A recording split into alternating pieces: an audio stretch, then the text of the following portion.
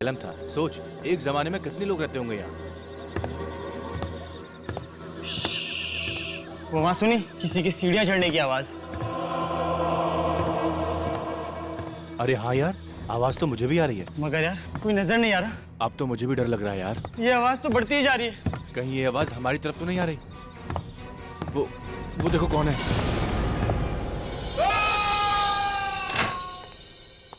गौतम, क्या हुआ अमित को? विनीत भैया, कल रात हम जो वनराज नगर में पुराना मानसिक चिकित्सा केंद्र है वहाँ गए थे। वनराज नगर के मानसिक चिकित्सा केंद्र? जहाँ तक मेरी जानकारी है तो बंद पड़ा। तुम लोग क्या करने गए थे वहाँ? हमने कुछ दोस्तों से शर्त लगाई थी कि वहाँ पर हम एक रात गुजार सकते हैं। कितनी बार समझाया तुम लोगों को, ये बेकार की शर्तें मत लगाया करो, अपनी पढ़ाई पर ध्यान दो। सॉरी भैया। फिर क्या हुआ? फिर भैया किसी के चलने की आवाज आई। तुम लोगों के अलावा कोई और भी था वहाँ पर? हाँ भैया, वही देखने के लिए हम ऊपर जा रहे थे तो किसी ने अमित को धक्का दे दिया। भूत था वहाँ पे। लगता है लोग सच कहते हैं कि उस जगह भूतों का डेरा है भैया। क्या बेतुकी बातें किए जा रहे हो तुम? ये भूत आत्मा कुछ नहीं होता। ये सब तुम्हारे दोस्तों का प्लान होगा तुम्हें डराने के लिए, ताकि तुम लोग शर्त हार जाओ। नहीं भैया, ये उन लोगों का काम नहीं है। जरूर कुछ और ही था वहाँ पर। कुछ और? तुम्हारा कजिन गौतम, अब तबीयत कैसी है उसकी? सर, मेरा कजन तो ठीक है, लेकिन उसका दोस्त अमित बहुत डरा हुआ है। लगता है कि कल रात के सदमे ने बहुत गहरा असर छोड़ा है उसके दिमाग पर। विनीत, तुम्हें उसे कुछ कहना चाहिए था। कैसी उठपटांग शर्तें लगाते हैं ये बच्चे आजकल। आजकल के बच्चे सुनते कहाँ हैं सर? सर मेरी मदद कीजिए सर। सर प्लीज मेरी मदद कीजिए। एक मिनट, आइए, बैठिए बैठिए, पानी लेकर आओ। बताइए, क्या नाम है आपका? सर मैं जूही हूँ। मेरे पति राहुल सर कल से गायब है सर। उनका फोन भी नहीं लग रहा सर। पता नहीं कहाँ चले गए सर। पानी पीजिए। अच्छा, आपके पति राहुल कल शाम से गायब है? जी सर। अच्छा, कोई फोन वोन आया था उनके बारे में? किसी ने फोन किया था? नहीं, कोई फोन नहीं आया। अच्छा, उनके पास मोबाइल फोन तो होगा ना? जी जरा उनका नंबर दीजिए। सर 1644028787। लगा। अच्छा, आखिरी बार कब बात हुई थी तुम्हारी अपने पति राहुल के साथ? सर कल जब वो ऑफिस में थे तब मेरी बात हुई थी सर। उसके बाद वो घर ही नहीं आए। राहुल जी काम कहाँ करते हैं? सर टिस्टो नाम की एक एड एजेंसी में। अच्छा, टिस्टो एड एजेंसी में। जी सर। देखिए, बिल्कुल घबराइए मत, आपके पति को हम ढूंढ निकालेंगे। Thank you so much sir. हाँ सर, मोबाइल कंपनी से राहुल के मोबाइल का लोकेशन पता चल गया है। कहाँ पर है? सर, उसका मोबाइल वनराज नगर इलाके के एक पुराने बंद पड़े असाइलम में है। वनराज नगर के असाइलम में? सर, कल रात को गौतम और अमित भी वहीं गए थे। गौतम और अमित दोनों भी वनराज नगर के बंद पड़े असाइलम में गए थे कल रात। और इस जूही का पति राहुल, उसके फोन का आखिरी लोकेशन भी वनराज नगर ही था। ये सारा चक्कर क्या है? वनराज नगर असाइलम।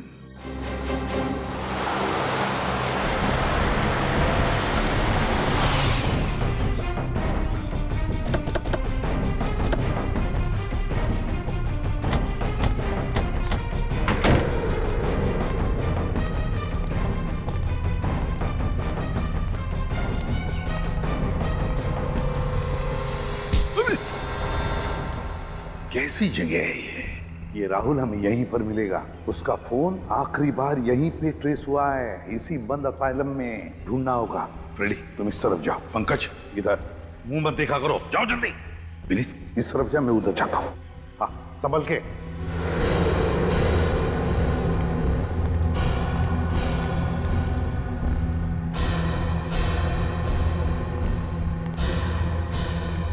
हमेशा गलत जगह पे मुझे ही लेके जाते हैं।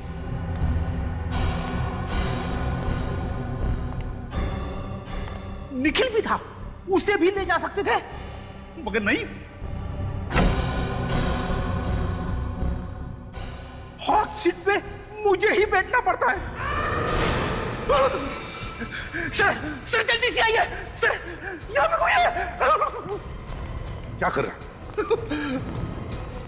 क्या हुआ? हाँ? सर मैंने यहाँ पे किसी आदमी की परछाई देखी सर। परछाई देखी? चुप, परछाई देखी। चलो देखते हैं कौन है इधर। कोई नहीं।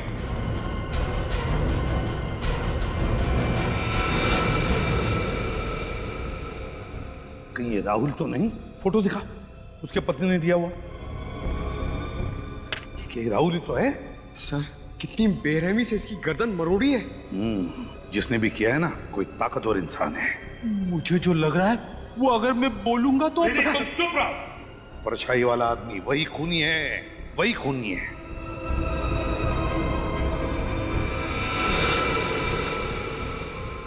सर, हाँ, ये देखिए सर।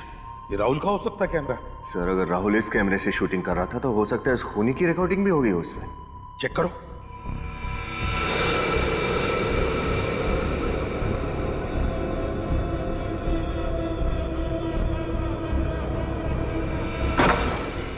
जो दरवाजा बंद होने की आवाज है, इसका मतलब कोई तो है यहाँ।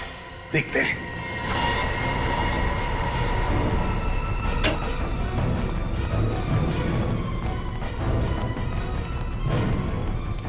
देखो कहां से आवाज आ रही है। सर यहाँ पर लाइट चल रही है, लगता है कोई रहता है यहाँ। हाँ,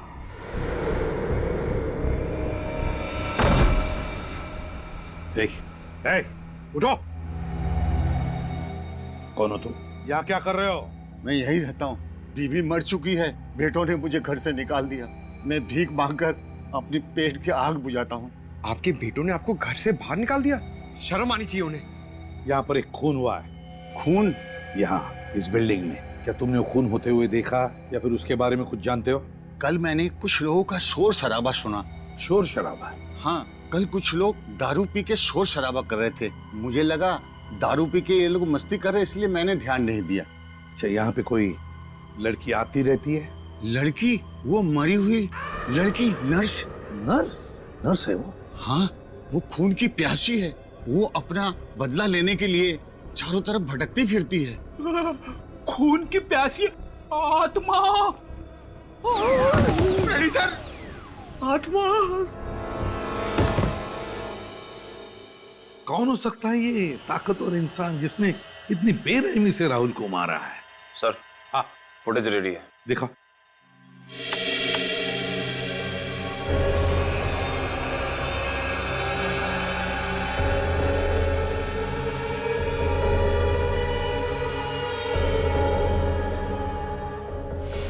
पॉज करो, पॉज करो। जिसकी भी परछाई है उसके सिर पर भी कुछ पहना है, टोपी जैसे। नर्सेस के सिर पर जैसे वो टोपी होती है, उस तरह का। हाँ सर, वो बुजुर्ग आदमी भी तो बता रहा था ना कि असाइलम में एक नर्स आती है। फिर आगे प्ले करो। सर,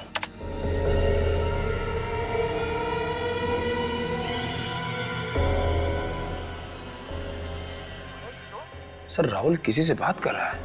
हाँ, ये राहुल किसी से बात कर रहा है, मगर किससे और क्या कह रहा है? निखिल, आवाज जरा साफ करो अच्छी तरह से, पता तो चले ये राहुल कह क्या रहा है और हुआ क्या है वहां पर। सर, पंकज, क्या पता चला? सर, उस पुराने मानसिक चिकित्सा केंद्र असाइलम का पूरा इतिहास पता चल गया। क्या इतिहास है? आज से 13 साल पहले, साल 2000 में वहां पर एक पेशेंट ने एक नर्स का खून कर दिया था। तब से लोगों में यह अफवाह फैल गई है कि उस नर्स की आत्मा उस असाइलम में भटक रही है। तो ये बात है। नर्स की आत्मा? सचिन, कोई नर्स की आत्मा वात्मा नहीं, कोई और ही है, कोई लड़की जो ये नर्स की टोपी पहनकर घूम रही है, उस नर्स के आत्मा का फायदा उठाने के लिए। सर, हाँ, आवाज साफ हो गई है। सर, राहुल की आवाज तो साफ हो गई है, लेकिन वो किससे बात कर रहा है समझ में नहीं आ रहा है। कोई बात नहीं, राहुल की आवाज सुनते। महेश, तुम? महेश?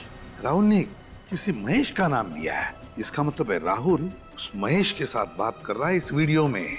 सर, कहीं राहुल को इस महेश ने तो नहीं मारा? हो सकता है। महेश, राहुल की आवाज सुनकर ऐसा लग रहा था जैसे महेश को देखकर राहुल चौंक गया। इसका मतलब है राहुल और महेश एक दूसरे को जानते थे। राहुल के ऑफिस में जाकर देखना होगा कि है कौन ये महेश।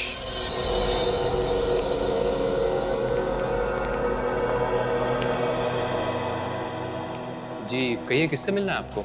आप कौन है? जी मैं इस एड एजेंसी का क्रिएटिव हेड हूँ। हम लोग सीआईडी से हैं। आपके ऑफिस में राहुल काम करता था, उसके बारे में कुछ पूछताछ करनी है। राहुल हमारे लिए एड फिल्में बनाया करता था, सबसे काबिल एड फिल्म डायरेक्टर था वो, लेकिन बहुत गलत हुआ उसके साथ। वैसे आप लोग क्या पूछना चाहते हैं?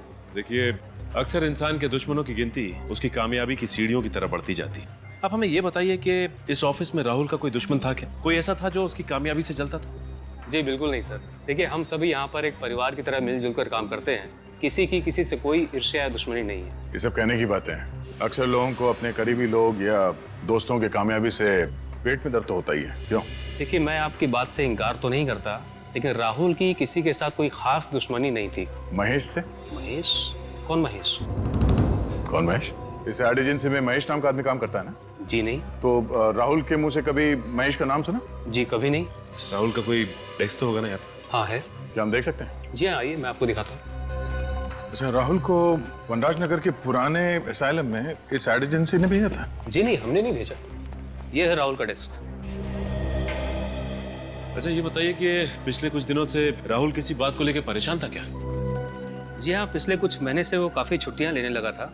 महीने में 4-5 छुट्टियां तो ले ही लेता था। और ये 4-5 छुट्टियां किस लिए लेता था वो? ये तो पता नहीं। मैंने कई बार जानना चाहा, लेकिन हर बार वो बात को टाल गया।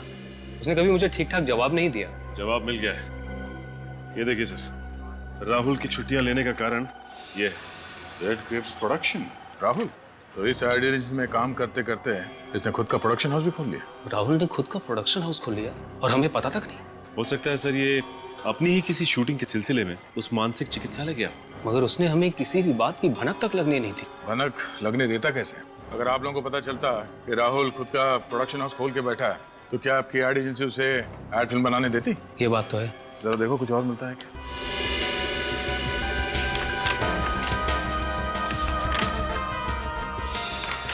सर और कुछ तो नहीं। ये देखिए, ये डायरी मिली है। राहुल की पर्सनल अपॉइंटमेंट डायरी।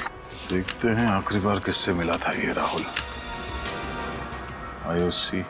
ये आईओसी क्या हो सकता है? ये तुम्हारी किसी क्लाइंट की कंपनी का नाम तो नहीं है? जी नहीं, हमारी किसी क्लाइंट की कंपनी का नाम आईओसी नहीं है। चलो इस राहुल के प्रोडक्शन हाउस से पता करते हैं आईओसी और इस महेश के बारे में। Mister Suresh, CID. मुझसे आपके फोन पे बात हुई थी। ये आईओसी? सर आईओसी का तो मुझे पता नहीं, लेकिन सर महेश तो राहुल सर का असिस्टेंट था। महेश राहुल का असिस्टेंट था? बुलाओ सर इस महेश को। सर राहुल सर ने तो उन्हें 1 महीना पहले ही नौकरी से निकाल दिया। नौकरी से निकाल दिया? लेकिन क्यों? सर वजह तो उन्होंने किसी को नहीं बताई थी, पर उड़ती उड़ती खबर है कि महेश ने उनका कैमरा और उसका कुछ सामान चोरी कर लिया था, इसलिए। कहीं महेश ने बदला लेने के लिए राहुल का खून तो नहीं कर दिया? अच्छा, ये वनराज नगर के बंद पड़े असाइलम में राहुल करने क्या गया था? सर वहाँ पे कुछ शूटिंग का काम चल रहा था। कैसी शूटिंग? दरअसल राहुल सर डॉक्यूमेंट्री फिल्म पे काम कर रहे थे। वे ऐसी ऐसी डरावनी जगह जाके शूट करते थे जहाँ उन्हें लगता था कि आत्माएं होंगी। आत्माओं पे डॉक्यूमेंट्री? और किसके लिए बना रहे थे ये फिल्म? सर ऐसी डॉक्यूमेंट्री फिल्मों को सराहने वाले बहुत लोग हैं। मगर उसी जगह पे शूटिंग करने की क्या वजह थी? सर महेश के कहने पर। तो महेश का हाथ भी है इसमें? महेश एक दिन वहाँ से कुछ फुटेज शूट करके लाया था, जिन्हें देखकर राहुल सर को लगा कि वहाँ जरूर आत्मा है। क्या हम वो फुटेज देख सकते हैं? जी सर।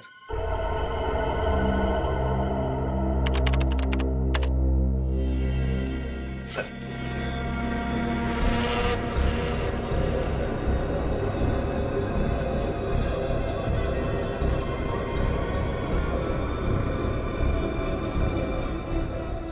एक मिनट पॉज करो। इसमें भी लड़की? जरा जूम करो उस पे। देखा सचिन, कांच में लड़की का चेहरा साफ नजर आ रहा है। राहुल की वीडियो रिकॉर्डिंग में भी लड़की दिखी थी ना? हाँ सर, लगता है ये लड़की महेश से मिली हुई है और इन दोनों ने मिलकर राहुल का खून किया है। अब इन सारे सवालों का जवाब उस मानसिक चिकित्सालय से ही मिलेगा।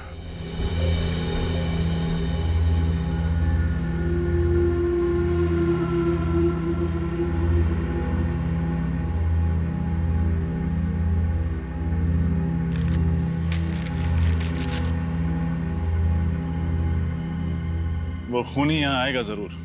सर आप इतना यकीन के साथ कैसे कह सकते हैं कि वो यहाँ पर फिर आएगा? वो इसलिए पंकज, क्योंकि वो खूनी यहाँ 2 बार पहले भी आ चुका है। एक बार राहुल को मारने और दूसरी बार जब अमित और गौतम यहाँ आए थे। और उसके बार बार यहाँ आने की एक ही वजह हो सकती है, कोई तो ऐसा सबूत जरूर है जिसे वो ढूंढकर छिपाना या तो मिटाना चाहता है। एग्जैक्टली। और अगर अब तक उसके हाथ वो सबूत नहीं लगा तो वो यहाँ फिर से आएगा सबूत मिटाने।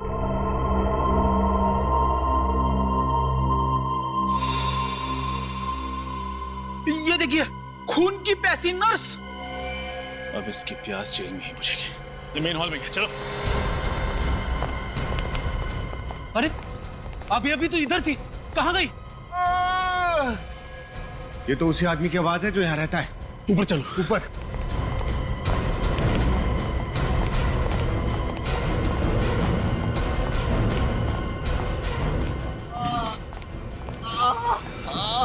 किसने किया ये? उसी नर्स की आत्मा ने मुझे छोड़ेगी, मार डालेगी मुझे। कोई आत्मा वात्मा नहीं है, किसी का सोचा हुआ खेल है और आज उसके खेल को बिगाड़ के रहेंगे। पंकज, इनको बाहर ले जाओ।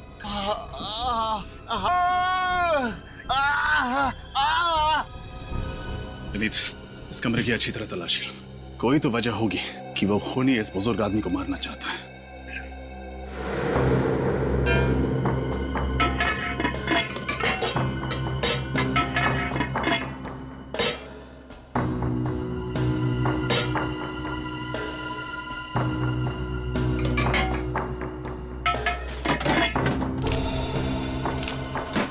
सर, ये देखिए, ये लिफाफा यहाँ पर रखा हुआ था, इस पर राहुल का नाम लिखा हुआ है। राहुल का नाम? ये लिफाफा आईओसी लैब ने भेजा। एक मिनट, राहुल की डायरी में आईओसी लैब के साथ अपॉइंटमेंट के बारे में लिखा था ना? सर, कहीं ये खूनी इस लिफाफे को ढूंढने तो यहाँ बार बार नहीं आता? देखते हैं इसके अंदर क्या है। What? एक लड़की की हड्डी के टुकड़े की फोरेंसिक रिपोर्ट? अब ये क्या नई पहेली है? एक लड़की की हड्डी की फोरेंसिक रिपोर्ट इस बुजुर्ग आदमी के कमरे में क्या कर रहे हैं? सर, कहीं ये रिपोर्ट इसे राहुल की लाश के पास तो नहीं मिली और ये उठाकर उसे यहाँ ले आया? हो सकता है विनीत, या फिर ऐसा भी हो सकता है कि राहुल ने मरने से पहले ये लिफाफा आकर इस कमरे में छुपा दिया, उस समय जब ये बुजुर्ग आदमी इस कमरे में नहीं थे। शायद ऐसा ही हुआ होगा सर, वरना पूछताछ करने के बाद ये आदमी हमें इस लिफाफे के बारे में जरूर बताता, लेकिन इसने कुछ नहीं बताया। हाँ विनीत, ये बात भी है। आईओसी लैब से हड्डी का टुकड़ा साड़ुंके साहब को भेज दो।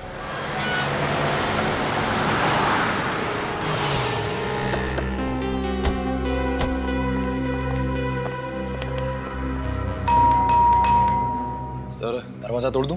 अरे थोड़ी देर तो रुको। दया सर, किसी को भी कम से कम 2 मिनट का समय तो देते ही। हो सकता है कोई खाना खा रहा हो, बाथरूम में हो, लेकिन तुम दरवाजा देखते ही घोड़े पे सवार हो जाते हो। तोड़ दूं? सॉरी सर, वो दया सर की इतनी कहानियां सुनी है दरवाजा तोड़ने वाली कि दरवाजा देखते ही बस क्या वो क्या बेकाबू हो जाता हूँ सर। काबू करो। हाँ, चलो अपनी कला दिखाओ। पंकज, दरवाजा तोड़ने की खुशी देखी चेहरे पे।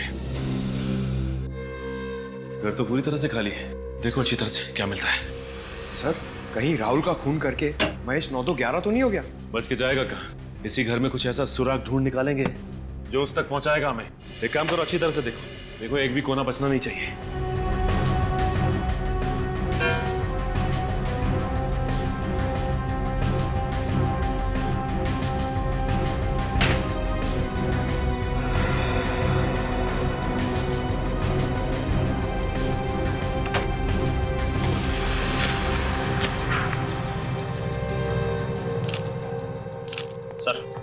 सर, महेश की कबर्ड में से ये बैग, ये ट्राइपॉड और ये स्टिल कैमरा मिला है। कहीं ये वही सामान तो नहीं जो राहुल के ऑफिस से चोरी हुआ था? ऐसा लगता है वही सामान है ये। और इसी सामान की वजह से राहुल ने महेश को ऑफिस से निकाल दिया।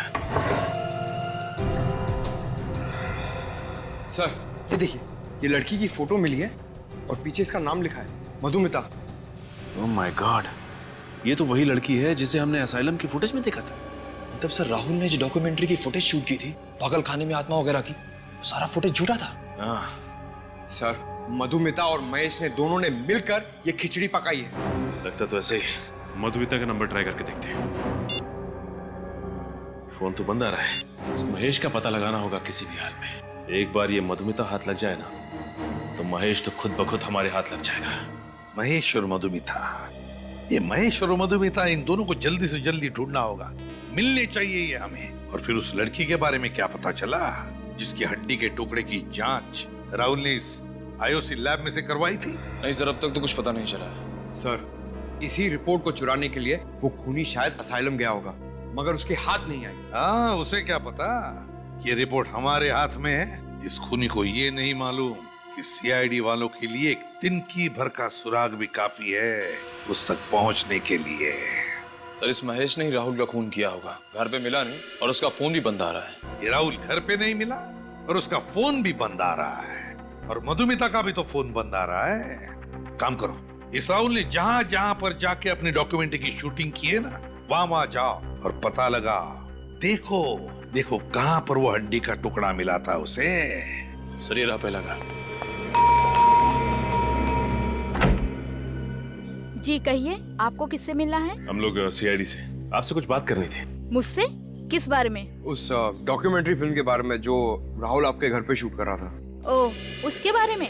अक्सर इस घर की छत से कुछ अजीब अजीब सी आवाजें आती हैं। घर की छत से अजीब अजीब सी आवाजें आती हैं? हाँ, उन्हीं आवाजों की जड़ तक पहुंचने की कोशिश कर रहा था राहुल। सर, कई बार मैंने ये महसूस किया है कि हमारे मोहल्ले में बिल्ली की आत्मा भटकती रहती है। बिल्ली की आत्मा? जी सर, अभी पिछले साल की बात है। एक बिल्ली ट्रक के नीचे आ गई थी। तब से उस बिल्ली की रोने की आवाज पूरे मोहल्ले वालों को सुनाई देती है। वैसे भी ये आत्मा वात्मा कुछ नहीं होती, और ऊपर से बिल्ली की आत्मा, ये सब आपका वहम है। अमावस की रात को मैंने सामने वाले घर की छत पे एक आत्मा को टहलते हुए देखा। बहुत ही भयानक लग रही थी वो। अमावस की रात में तो वैसे भी रोशनी बहुत कम होती है। आपने किसी आत्मा को नहीं बल्कि आदमी को टहलते हुए देखा होगा। अभी तक कहीं भी कुछ भी ठोस नहीं मिल पा रहा है। हाँ, ये बात तो है पंकज। इसी बात का तो गुस्सा मुझे भी आ रहा है। आज के जमाने में भी लोग अंधविश्वास पे इतना यकीन करते हैं। सर आखिरी घर सुमित का और उसकी पत्नी उदिता का बचा है। सुमित और उसकी पत्नी उदिता का? हाँ सर। हाँ सर। क्या मधुमिता का फोन ट्रेस हो गया इसी एरिया में? सर ये तो बहुत ही अच्छी खबर है। फिर तो इस महेश तक हम आसानी से पहुंच सकते हैं। ओके सर, हम लोग वहां पहुंच रहे हैं।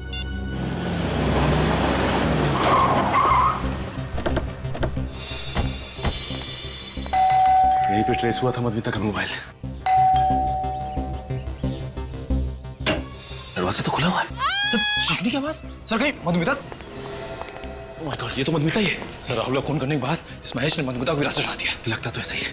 Cut cut. क्या हो रहा है सब?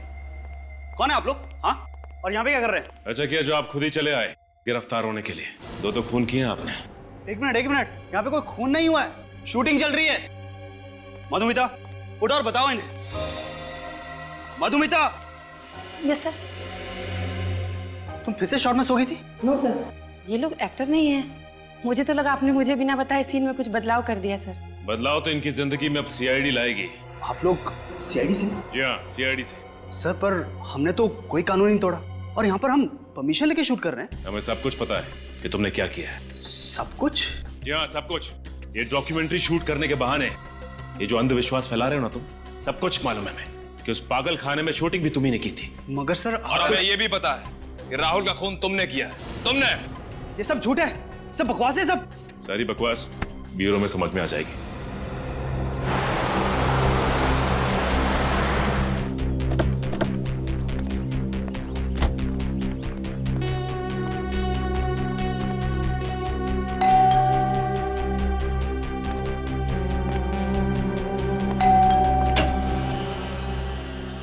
आप मिस्टर सुमित? जी, मेरा नाम सुमित है। आप लोग मेरे बैंक से लोन के सिलसिले में आए? नहीं, लोन वोन कुछ नहीं। हम लोग सीआईडी से। सीआईडी? कौन है सुमित? कोई नहीं। तुम बिस्तर से उठ के क्यों आ गई? डॉक्टर ने तुम्हें आराम करने के लिए कहा है। पानी चाहिए था। तो मुझे बुला लिया होता ना, मैं दे देता। चलो आराम करो। चलो चलो। हाँ, संभल के जाओ, आराम करो। सॉरी, दरअसल मेरी वाइफ की तबीयत कुछ ठीक नहीं है। क्या हुआ है? कुछ खास बीमारी नहीं है, आयरन की कमी है, इसलिए थोड़ी कमजोरी है। डॉक्टर ने दवाई दी है, कुछ ही दिनों में ठीक हो जाएंगी। लेकिन सर सीआईडी वाले यहाँ तो सब ठीक है। मिस्टर सुमित, कुछ हफ्तों पहले एक राहुल कुमार ने आपके घर में डॉक्यूमेंट्री शूट की थी, ये पता लगाने के लिए कि आपके घर में आत्माएं हैं या नहीं। ओह, उस डॉक्यूमेंट्री के सिलसिले में आप लोग यहाँ आए हैं? जी हाँ, हम आपको बता दें कि मिस्टर राहुल का खून हो गया है। व्हाट? राहुल का खून हो गया? कैसे? किसने किया ये सब? बस उसी की इंक्वायरी चल रही है, उसी का पता लगा रहे हैं हम लोग। मिस्टर सुमित, आप काफी पढ़े लिखे आदमी हैं, फिर भी आप भूत प्रेत पे यकीन करते हैं? सर, किसी के पढ़े लिखे होने या ना होने से कोई फर्क नहीं पड़ता। वैसे मुझे पूरा विश्वास है कि आत्माएं नहीं होती, इसलिए तो राहुल को बुलाया था यहाँ, ताकि वो इस घर को शूट करे और उदिता का वहम दूर हो। वहम? कैसा वहम? उदिता को अक्सर इस घर में अकेले में आवाजें सुनाई देती हैं, और उसे लगता है कि इस घर में कोई आत्मा है जो डेरा डाले बैठी है। तो इसलिए आपने राहुल से कहा कि यहाँ आकर शूटिंग करे और पता लगाए यहाँ आत्मा है या नहीं। एग्जैक्टली। और जैसा कि मेरा विश्वास था, इस घर में कोई आत्मा वात्मा नहीं निकली। मिस्टर सुमित, आपको एतराज ना हो तो हम आपके घर की तलाशी ले सकते हैं? सर, दरअसल मेरी एक इम्पोर्टेंट मीटिंग है, मैं ऑलरेडी लेट हो चुका हूँ। इफ़ यू डोंट माइंड, ये तलाशी आप फिर किसी दिन ले सकते हैं? नहीं, बस 5-10 मिनट लगेंगे। सर एक रिक्वेस्ट है, जैसा कि मैंने आपको बताया मेरी पत्नी की तबीयत ठीक नहीं है, उसे कोई परेशानी ना हो। नहीं, उसका ध्यान रखेंगे हम लोग।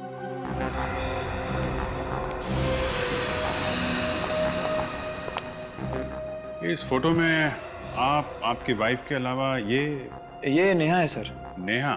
जी, यहाँ पेइंग गेस्ट के तौर पे रहती थी। काफी दोस्ती लगती है आपकी वाइफ की और नेहा के बीच में। आपने ठीक पहचाना, नेहा और उदिता अच्छे दोस्त थे।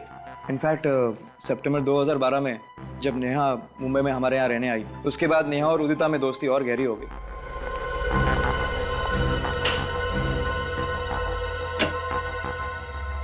वैसे सर आपको किस चीज की तलाश है? कोई ऐसा सुराग जिससे इस केस की तह तक हम लोग पहुंच सकें। लेकिन सर आपको ऐसा क्यों लग रहा है कि वो सुराग मेरे घर पे मिलेगा? नहीं, जिन जिन घरों में राहुल ने शूटिंग की है हम सब जगह जा रहे हैं। सिर्फ आपके घर में नहीं है, सभी जगहों पे जा रहे हैं हम लोग।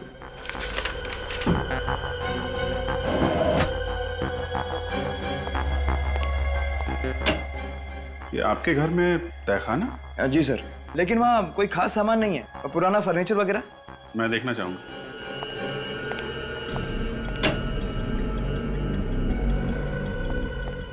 सर तहखाना काफी दिनों से साफ नहीं किया है, मकड़ी के जाले वगैरह होंगे, आपके कपड़े गंदे हो जाएंगे। कपड़ों की चिंता मत कीजिए, आप जरा लाइट जलाइए। जी।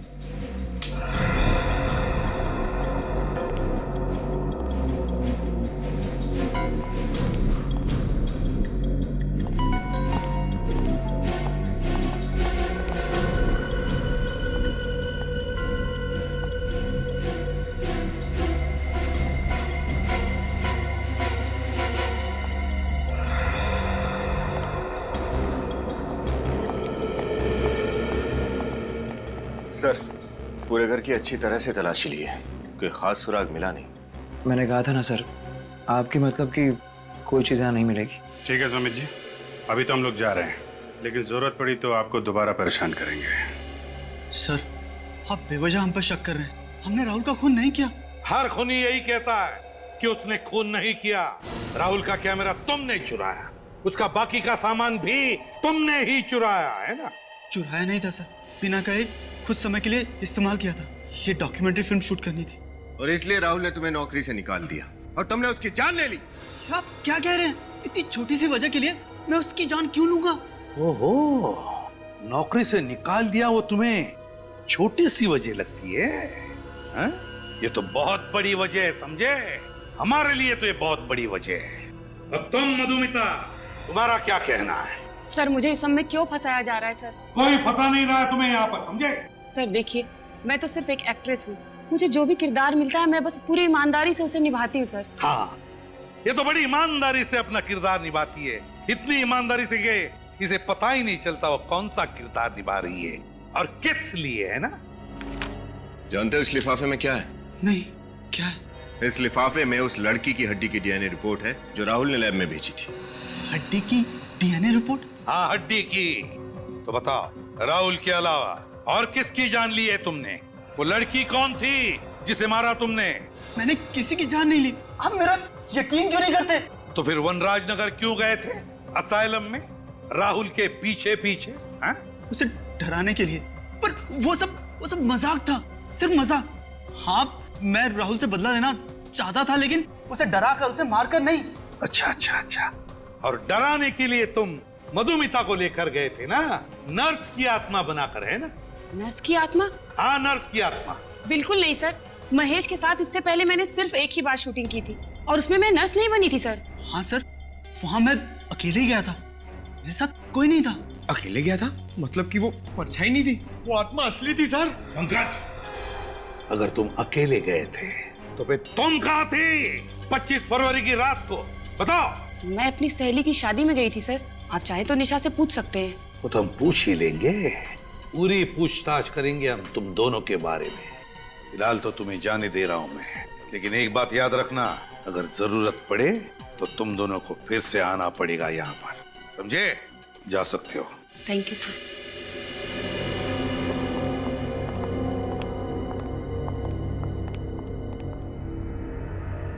सर ये गुत्थी तो और भी ज्यादा उलझती जा रही है। अगर वो परछाई इस मधुमिता की नहीं थी तो फिर किसकी थी? पता चल जाएगा विनीत, वो परछाई किसकी थी पता चल जाएगा। ये गुत्ती अब धीरे धीरे सुलझती जा रही है। ये गुत्ती सर इसका मतलब इस केस में कोई और भी लड़की शामिल है? हो सकता है। हमारे फोरेंसिक लैब का रिपोर्ट कहाँ है? Yes sir.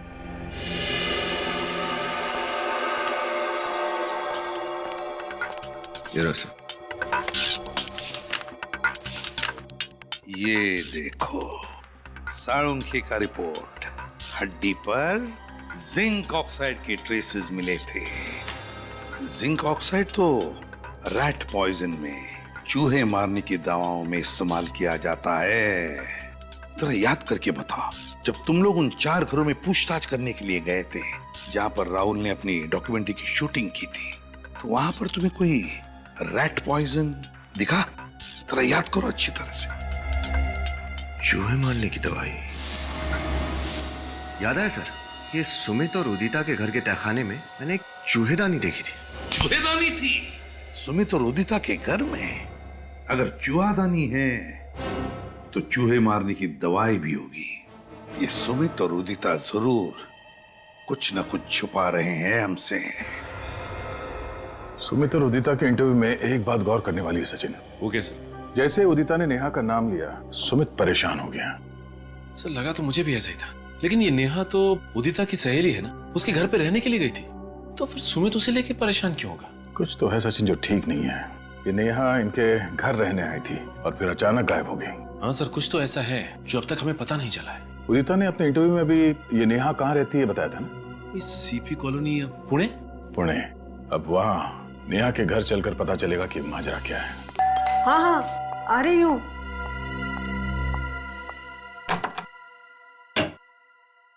कौन है आप लोग? किससे मिलना है? आज हम लोग सीआईडी से, नेहा से मिलने आए। सीआईडी से? जी हाँ, सीआईडी से। मतलब नेहा का पता चल गया? पता चल गया मतलब? हम लोग नेहा से ही मिलने आए।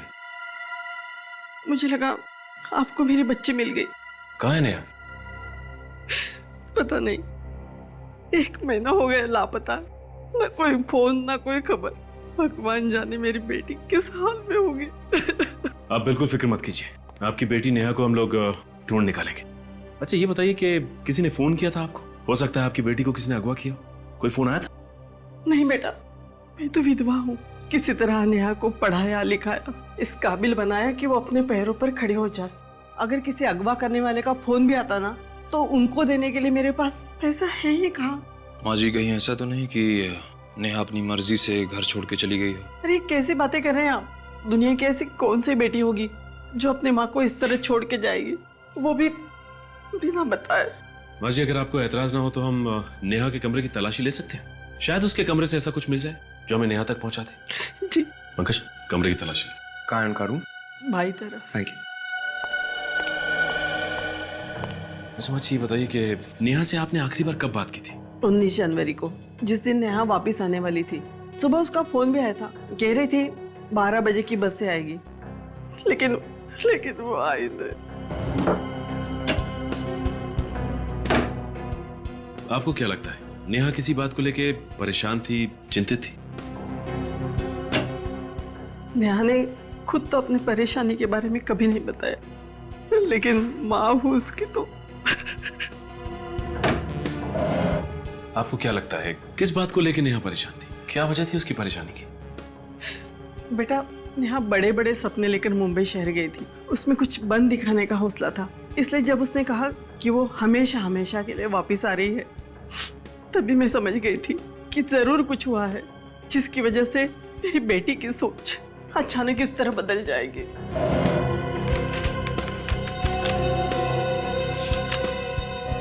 सर! पंकज,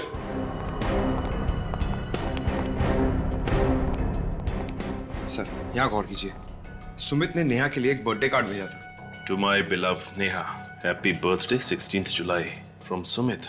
इस पे तो 16 जुलाई की डेट डली है। उस वक्त तो नेहा उदिता और सुमित के यहाँ रहने भी नहीं गई थी। मतलब सर सुमित और नेहा एक दूसरे को पहले से ही जानते थे और शायद इनके बीच। हाँ निखिल, इस कार्ड को पढ़ के तो यही लगता है कि उन दोनों के बीच कोई ना कोई चक्कर तो जरूर था। सर सर उस हड्डी की फोरेंसिक रिपोर्ट जो हमें उस बुजुर्ग आदमी के घर पे मिली थी वो नेहा की तो है। हो सकता है। निखिल, नेहा का हेयर ब्रश उठा लो। नेहा के बाल का डीएनए टेस्ट करवाते हैं, पता चल जाएगा कि वो हड्डी नेहा की है कि नहीं। अरे सूरज सर आप बिल्कुल टेंशन मत लीजिए। हाँ, अपना प्लान एकदम परफेक्ट चल रहा है। अरे एसीपी सर के लैपटॉप से जो मैंने डेटा चुराया था ना, वो मैंने डीसीपी सर को भेज भी दिया है। अरे बिल्कुल टेंशन मत लीजिए, सब सही है। मैं आपको बाद में फोन करता हूं। सर,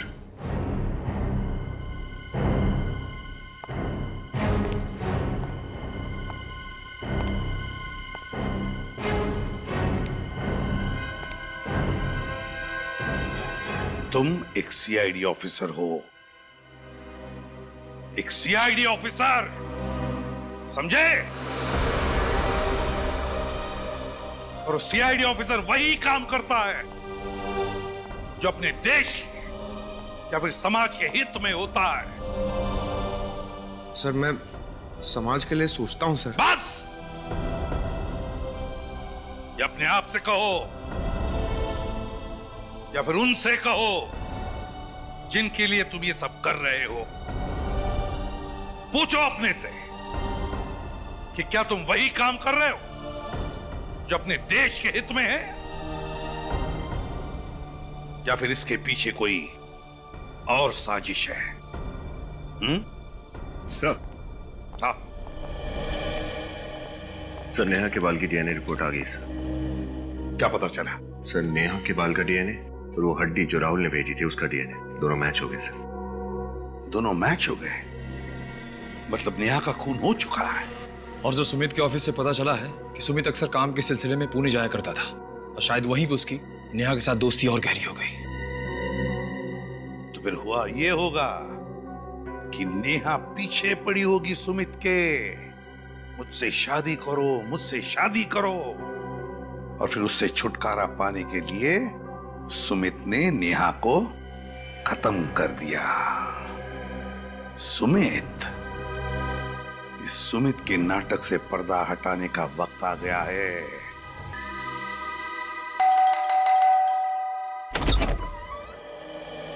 जी आप लोग? आप कहीं जॉगिंग वॉगिंग पे जा रही हैं क्या उदिता जी? जी नहीं, बस ऐसे ही टहलने जा रही थी। अच्छा, सुमित कहाँ है, जरा बुलाइए। सुमित तो घर पर नहीं है। कहीं आप झूठ तो नहीं बोल रहे? भला मैं आप लोगों से झूठ क्यों बोलूंगी, पर आप लोग सुमित को क्यों ढूंढ रहे हैं? बहुत जल्द पता चल जाएगा। श्रेया, विनीत, अच्छी तरीके से घर की तलाशी लो। लेकिन अरे आप लोग पहले इस घर की तलाशी ले चुके हैं, तो अभी दोबारा?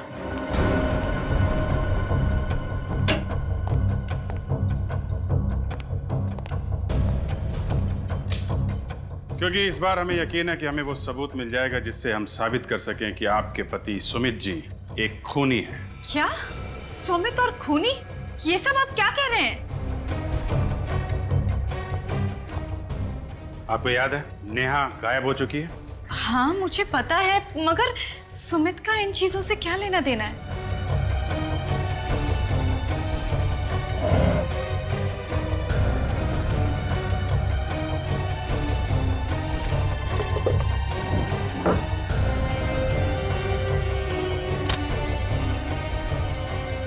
क्योंकि वो गायब नहीं है, उसका खून हुआ है और सुमित ने मारा है उसे। सुमित ने नेहा का खून किया? ये सब आप क्या कह रहे हैं?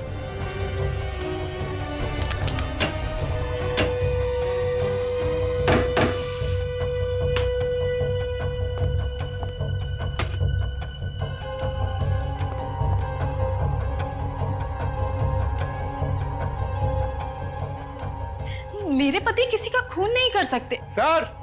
हाँ विनीत? सर नीचे आइए प्लीज।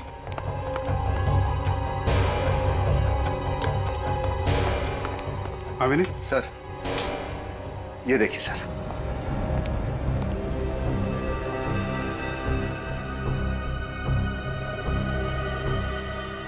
इतना सारा खून?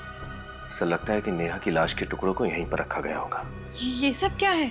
वही तो हम आपसे पूछना चाहते हैं, क्या ये सब? मुझे कैसे पता होगा? मैं नहीं जानती कि ये सब यहाँ कैसे आया। एक लड़की नेहा जो आपके घर में पेइंग गेस्ट के तौर पे रहती है, आपकी सबसे अच्छी सहेली है, वो अचानक गायब हो जाती है, आपको कुछ पता नहीं चलता? सर लेकिन उदिता,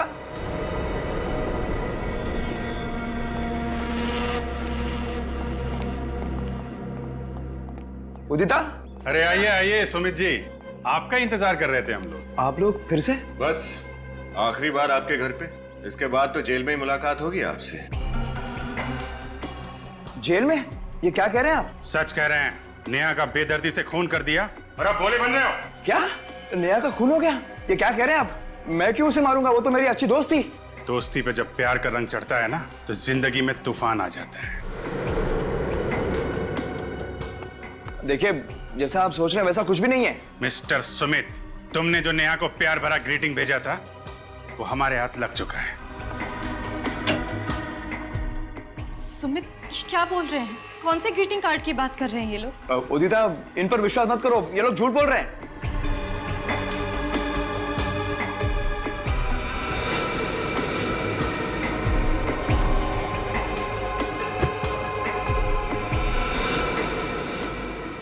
अगर ये लोग झूठ बोल रहे हैं तो तुम्हारे पसीने क्यों छूट रहे हैं? सर ये देखिए, अंदर से ये नर्स के कपड़े मिले। नर्स के कपड़े? ना तो ये नर्स है और ना ही आप नर्स हैं सुमित जी, तो फिर ये नर्स के कपड़े कौन पहनता है? भूल गए विनीत, राहुल के खूनी ने भी नर्स के कपड़े पहने हुए थे।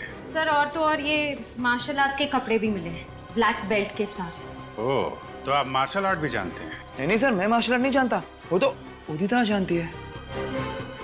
उदिता जी, आप मार्शल आर्ट जानती हैं? और एक मार्शल आर्ट जानने वाला ही राहुल की इतनी बेदर्दी से गर्दन मरोड़ सकता था। उदिता, रुको!